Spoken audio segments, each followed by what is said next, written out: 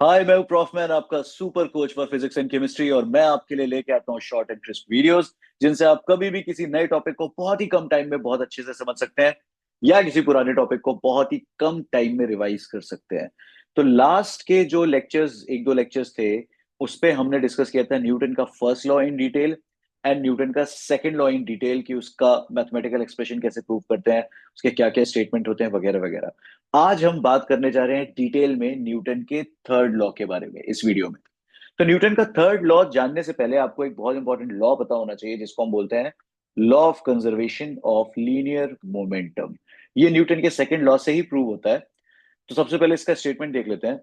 Law of conservation of linear momentum ये कहता है कि अगर किसी सिस्टम पे लगने वाला नेट एक्सटर्नल फोर्स जीरो है, मतलब सिस्टम पे कोई भी नेट एक्सटर्नल फोर्स नहीं लग रहा है, तो सिस्टम का जो लीनियर मोमेंटम होगा वो क्या रहेगा? कंजर्व्ड रहेगा। कंजर्व्ड मतलब कांस्टेंट रहेगा। मतलब सिस्टम पे लगने वाला नेट एक्सटर्नल फोर्स अगर जीरो है, तो सिस्टम का मोमेंटम, लीनियर मोमेंटम कांस्टेंट रहेगा, यानी कि उसका मोमेंटम चेंज नहीं होगा।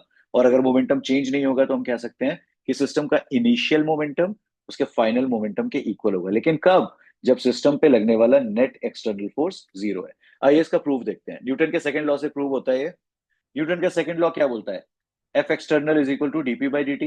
लास्ट वीडियो में हमने डिस्कस किया था कि किसी सिस्टम का जो फोर्स होता है वो उसके rate of change of linear momentum के इक्वल होता है। ठीक है। डिफरेंशिएशन के टर्म्स में हम किसी रेट को कैसे रिप्रेजेंट करते हैं? D by d t of that thing. ये भी मैंने आपको लास्ट लेक्चर में बताया था। तो अगर rate of change of linear momentum की बात कर रहे हैं तो d by d t of p, यानी कि लीनियर मोमेंटम। तो न्यूटन का सेकंड लॉ ये बोलता है कि F external is equal to dp by d T.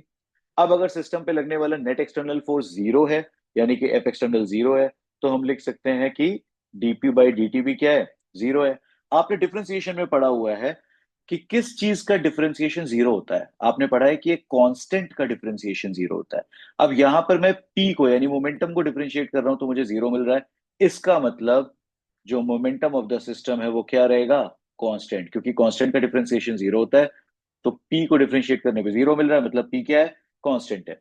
तो अगर सिस्टम पे लगने वाला एक्सटर्नल फोर्स जीरो था तो सिस्टम का मोमेंटम कांस्टेंट है, इसका मतलब उसका इनिशियल मोमेंटम उसके फाइनल मोमेंटम के इक्वल होगा। तो ये था law of conservation of linear momentum. I hope आपको अच्छे से समझ में आ गया है। अब हम बात करते हैं न्यूटन के थर्ड लॉ की। मेरे ख्याल से ये सबसे ज्यादा कॉमनली स्पोकन लॉ है, जिसको सब लोग जानते हैं न्यूटन के थर्ड लॉ के बारे में। ये बोलता है to every action there is an equal and opposite reaction, and these action and reaction forces act on two different bodies. ठीक है। लॉ तो सबको पता ही है कि अगर एक बॉडी ए किसी दूसरी बॉडी बी पर कुछ फोर्स लगाती है, तो बी भी ए पर उतना ही फोर्स लगाएगी, लेकिन ऑपोजिट डायरेक्शन में। इसको मैंने एक छोटे से डायग्राम के थ्रू समझाने की कोशिश करी है। साथ ही साथ मैं आपको एक ऐसा कन्वेंशन भी बताऊंगा जो फोर्स के केसेस में बहुत चलता है। तो आपको वो कन्वेंशन पता लग जाएगा, तो आपको आगे क्वेश्चंस वगैरह करने में बहुत इजी लगेगा। तो देखो, बात करते हैं। अगर मैं कहीं पे लिखता हूं एफ बी ए, तो इसका मतलब होता है force on B due to A. अगर इन जनरल आप इसे याद रखना चाहते हैं तो कुछ ऐसे याद रख सकते हैं, फोर्स ऑन पहले वाला ड्यू टू बाद वाला। तो एफ बी ए लिखा है, यानी force on B due to A. अब जैसे यहां पर एफ ए बी लिखा है, तो अगर मैं बात करूं फोर्स ऑन पहले वाला ड्यू टू बाद वाला, तो यहां पर क्या होगा? Force on A due to B. और ये देखिए मैंने यहां पर लिख दिया। तो न्यूटन के थर्ड लॉ को एक्सप्लेन करने के लिए छोटा सा डायग्राम है। ए और बी दो बॉडीज है। मान लो ए ने बी पर पहले कोई फोर्स लगाया, तो ए ने बी पर जो फोर्स लगाया वो क्या होगा? Force on B due to A, F B A. मान लेते हैं ये फोर्स जो था आपका क्या है? एक्शन फोर्स है, क्योंकि ए ने बी पे पहले लगाया। अब न्यूटन के थर्ड लॉ से बी भी ए पर उतना ही फोर्स लगाएगा। अब जो बी ए पर फोर्स लगा रहा है वो क्या है? Force on A due to B, लेकिन ऑपोजिट डायरेक्शन में। और ये फोर्स क्या कहलाएगा? इस एक्शन का रिएक्शन। तो एक्शन था अगर राइट में, तो रिएक्शन होगा लेफ्ट में, क्योंकि ऑपोजिट है, और दोनों का मैग्नीट्यूड क्या होगा? इक्वल होगा। तो मैथमेटिकली हम कैसे लिख सकते हैं? F A B is equal to F B A, लेकिन माइनस साइन के साथ। क्यों? क्योंकि दोनों का मैग्नीट्यूड तो सेम है, लेकिन डायरेक्शन ऑपोजिट है। उसको रिप्रेजेंट करने के लिए वेक्टर में हम क्या लगाते हैं? एक नेगेटिव साइन लगाते हैं। तो ये था mathematical expression for Newton's third law. अब जरा देख लेते हैं कि न्यूटन के थर्ड लॉ को प्रूव कैसे किया जाता है। देखो, न्यूटन के थर्ड लॉ को भी हम न्यूटन के सेकंड लॉ से ही प्रूव करेंगे। और जब मैं इसको प्रूव कर दूंगा उसके बाद बताऊंगा कि इस प्रूफ का हम यूज कहीं और भी कर सकते हैं। एक इंपॉर्टेंट क्वेश्चन आता है, अक्सर पूछा जाता है, उसमें भी इस प्रूफ का यूज कर सकते हैं, तो बहुत ध्यान से देखना। मान लिया दो बॉडीज हैं, एक है ए एक है बी, और ये दोनों आपस में कोलाइड करती हैं। ठीक। Let the two bodies A and B collide. अब मैंने क्या किया, इन दोनों को ही सिस्टम मान लिया, इन दोनों को मिला के एक सिस्टम मान लिया। ठीक। अगर मैंने इन दोनों को मिला के सिस्टम मान लिया, तो इस सिस्टम पे आप देखिए कोई भी एक्सटर्नल फोर्स एक्ट नहीं कर रहा है। एक्सटर्नल फोर्स क्यों नहीं एक्ट कर रहा है? क्योंकि अगर आप बोलते हो एफ बी ए, तो एफ बी ए कौन सा फोर्स है? जो ए ने बी पर लगाया है, यानी सिस्टम की एक बॉडी ने सिस्टम की दूसरी बॉडी पर लगाया है, तो ये एक इंटरनल फोर्स हो गया। एफ ए बी क्या है? ये वो फोर्स है जो बी ने ए पर लगाया है, यानी सिस्टम की फिर एक बॉडी ने सिस्टम की दूसरी बॉडी पर क्या लगाया है? एक फोर्स लगाया है। तो एफ ए बी और एफ बी ए कैसे फोर्सेस कहलाएंगे? इंटरनल फोर्सेस कहलाएंगे। एक्सटर्नल फोर्स क्या होते हैं? जो सिस्टम की बॉडीज एक दूसरे पे नहीं लगाती हैं, ये कहीं बाहर से सिस्टम पर एक्ट करते हैं। तो अगर ए और बी ने कोलाइड किया, तो ए ने बी पर जो फोर्स लगाया और बी ने ए पर जो फोर्स लगाया, वो तो क्या हो गए? इंटरनल फोर्सेस हो गए। तो हम कह सकते हैं सिस्टम पे कोई भी एक्सटर्नल फोर्स एक्ट नहीं कर रहा है। तो वही मैंने यहाँ पे लिखा है कि F external on the system zero है। क्यों? क्योंकि F A B and F B A क्या है? इंटरनल फोर्सेस हैं। अब अगर net external force acting on the system zero है, तो जो हमने टॉपिक अभी पढ़ा था, law of conservation of linear momentum, वो ये बोलता है कि सिस्टम का जो मोमेंटम है वो क्या रहेगा? कांस्टेंट रहेगा। तो एफ एक्सटर्नल जीरो है, इसलिए सिस्टम का मोमेंटम कांस्टेंट है। कैसे? By law of conservation of linear momentum. अब अगर सिस्टम का मोमेंटम कांस्टेंट है, तो हम ये कह सकते हैं कि सिस्टम के मोमेंटम में कोई चेंज नहीं हो रहा है। तो चेंज को हम किससे रिप्रेजेंट करते हैं? डेल्टा से रिप्रेजेंट करते हैं। तो अगर मोमेंटम कांस्टेंट है, तो चेंज इन मोमेंटम यानी डेल्टा पी क्या होना चाहिए? जीरो होना चाहिए, क्योंकि कांस्टेंट मोमेंटम में कुछ चेंज नहीं हो रहा है। अब डेल्टा पी सिस्टम जीरो है, सिस्टम में है क्या क्या? ए और बी। तो हम लिख सकते हैं delta P A plus delta p B is equal to zero, यानी ए का change in momentum and B के चेंज इन मोमेंटम दोनों को अगर मैं ऐड करूंगा तो मुझे क्या मिलना चाहिए? जीरो मिलना चाहिए। क्यों? क्योंकि पी में था क्या? इस पूरे सिस्टम में था क्या? ए और बी ही तो थे। तो उनके चेंज को भी मैंने ऐड करके जीरो से इक्वेट कर दिया। अब इस डेल्टा पीबी को मैं दूसरी साइड ले जाऊंगा, तो बन जाएगा delta P A is equal to minus delta p B. अब दोनों साइड में डेल्टा टी से डिवाइड कर दूंगा, तो क्या बना? Delta P A by delta T is equal to minus delta P B by delta T. अब ध्यान से देखना, ये है क्या?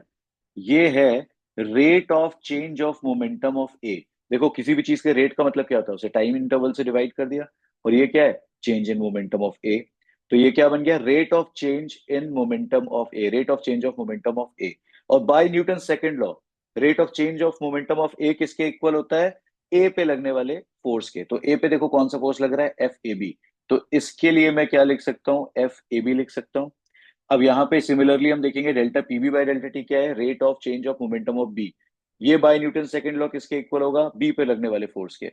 तो बी पे जो फोर्स लग रहा है वो क्या है? एफ बी ए। वो मैंने लगा दिया, लिख दिया यहाँ पे। और ये देखिए नेगेटिव साइन तो ऑलरेडी पहले से था ही। तो F A B is equal to minus F B A, यही तो था mathematical expression for Newton third law. तो उसको हमने यहाँ पे प्रूव कर दिया। बट किससे प्रूव किया है? किसका यूज किया है? न्यूटन के सेकंड लॉ का यूज किया है, या फिर law of conservation of momentum का यूज किया, जो खुद कहां से डिराइव होता है? न्यूटन के सेकंड लॉ से डिराइव होता है। तो हम क्लियरली कह सकते हैं कि न्यूटन के थर्ड लॉ को हम न्यूटन के सेकंड लॉ से डिराइव कर सकते हैं। तो अब इसी पर बेस्ड एक बहुत इंपॉर्टेंट क्वेश्चन पूछा जाता है अक्सर, कि आपको बताना है show that Newton second law is the real law of motion, या यही सबसे फंडामेंटल लॉ होता है। ये क्वेश्चन मैंने इसके पहले वाले वीडियो में आपसे क्विज में पूछा था। तो जिन लोगों ने भी आंसर दिया, जरा अपना आंसर चेक करना ढंग से। तो न्यूटन का second law is the real law of motion, ये मुझे प्रूव करना है। अब इसको प्रूव करने के लिए देखो क्या करते हैं हम न्यूटन के थर्ड लॉ को न्यूटन के सेकंड लॉ से प्रूव करते हैं, जो हमने ऑलरेडी किया है। सिमिलरली हम न्यूटन के फर्स्ट लॉ को भी न्यूटन के सेकंड लॉ से प्रूव कर देंगे। अब क्योंकि फर्स्ट और थर्ड दोनों को हम न्यूटन के सेकंड लॉ से प्रूव कर सकते हैं, तो हम कह सकते हैं कि सबसे फंडामेंटल या रियल लॉ कौन सा है? न्यूटन का सेकंड लॉ है। तो अगर ये क्वेश्चन आएगा, तो आप लिखेंगे कि proof of Newton third law by Newton second law, और एज इट इज आप ये प्रूफ वहां पर लिख देंगे। क्योंकि हम ऑलरेडी अभी प्रूव कर चुके हैं, तो मैंने यहाँ पे आपको समझाने के लिए सिर्फ इतना लिखा है, we have already proved Newton third law by Newton second law. But अगर क्वेश्चन एग्जाम में आता है, तो आपको ये प्रूव करके दिखाना पड़ेगा। अब हम देखते हैं कि क्या हम न्यूटन के फर्स्ट लॉ को भी न्यूटन के सेकंड लॉ से प्रूव कर सकते हैं। बिल्कुल कर सकते हैं। कैसे? न्यूटन के सेकंड लॉ का एक स्टेटमेंट ये भी था कि F external is equal to M into A होता है, मास इंटू एक्सेलरेशन। अगर नेट एक्सटर्नल फोर्स एबसेंट है या प्रेजेंट नहीं है, या मैं बोल सकता हूँ कि नेट एक्सटर्नल फोर्स जीरो है, तो हम लिख सकते हैं एम ए भी जीरो है। अगर एम ए जीरो है, मतलब ए जीरो है, मतलब एक्सेलरेशन जीरो है। अब अगर किसी बॉडी का या सिस्टम का एक्सेलरेशन जीरो है, मतलब उसकी वेलोसिटी क्या होगी? कांस्टेंट, क्योंकि एक्सेलरेशन क्या होता है? Change in velocity upon time. If acceleration is zero, मतलब चेंज इन वेलोसिटी जीरो है, मतलब उसकी वेलोसिटी क्या होगी? कांस्टेंट होगी। तो वेलोसिटी कांस्टेंट का मतलब क्या है कि अगर वो रेस्ट पर था तो वो रेस्ट पर ही रहेगा, क्योंकि उसकी वेलोसिटी जीरो थी तो जीरो ही रहेगी। अगर वो किसी यूनिफॉर्म वेलोसिटी से मूव कर रहा था या यूनिफॉर्म मोशन कर रहा था अलोंग अ स्ट्रेट लाइन, तो वो उसी यूनिफॉर्म वेलोसिटी से या उस कांस्टेंट वेलोसिटी से अपना मोशन करता रहेगा जब तक कि एफ एक्सटर्नल फोर्स जीरो है। यानी कि जब तक कि हम उस पर कोई एक्सटर्नल फोर्स नहीं लगाते हैं, तब तक बॉडी अगर रेस्ट पर थी तो रेस्ट पर रहेगी, uniform motion along a straight line कर रही थी तो यूनिफॉर्म मोशन ही करती रहेगी। और यही क्या होता है? न्यूटन का फर्स्ट लॉ होता है। तो हम ये कह सकते हैं कि हमने न्यूटन के फर्स्ट लॉ को भी कहां से प्रूव कर दिया? न्यूटन के सेकंड लॉ से प्रूव कर दिया। अब बहुत ही सिंपल सा statement, since we have proved Newton's first law and third law by Newton's second law, we can say that Newton's second law is the real law of motion। तो I hope आपको ये अच्छे से समझ में आ गया। बिल्कुल ऐसे ही लिख देना, याद रखना मैंने इस सिर्फ आपको समझाने के लिए ये चीज यहाँ पर लिखी है। आपको न्यूटन का थर्ड लॉ न्यूटन के सेकंड लॉ से प्रूव करके दिखाना पड़ेगा अगर ये क्वेश्चन एग्जाम में आता है कि Newton second law is the real law of motion. देखो, डेरिवेशंस पे बहुत ध्यान दिया करो।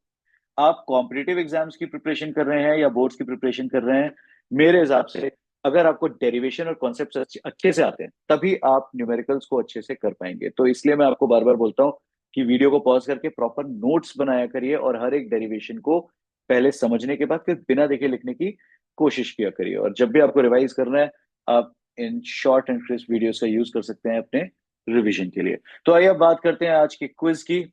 आज के क्विज का जो सवाल है वो ये है कि एक क्वांटिटी होती है इम्पल्स। आपको बताना है इसका फॉर्मूला क्या होता है। जिनको आता है वो कमेंट सेक्शन में डायरेक्टली आंसर करिए, जिनको नहीं आता है वो थोड़ा सा इसके बारे में पढ़िए और फिर आंसर करिए। मैं जानबूझकर ऐसी चीजें आपको देता हूं कि आपको थोड़ा उसके बारे में पढ़ना पड़े, और फिर आने वाले किसी वीडियो में मैं जरूर आपको इसके बारे में बहुत डिटेल में बताऊंगा।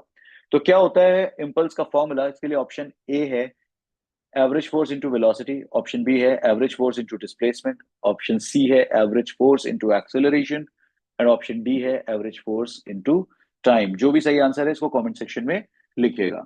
तो आई होप आपको आज के सारे टॉपिक्स बहुत अच्छे से समझ में आ गए हैं। अगर आपको ये वीडियो अच्छा लग रहा है तो आप जरूर इसको लाइक करिएगा, चैनल को सब्सक्राइब करिएगा, और प्लीज इन सारे वीडियोस को लगातार अपने फ्रेंड्स में शेयर करते रहिए। मैं मिलता हूं आपसे नेक्स्ट लेक्चर में एक और इंपॉर्टेंट कॉन्सेप्ट के साथ। तब तक आप पढ़ते रहिए। Stay safe and profit sage bye.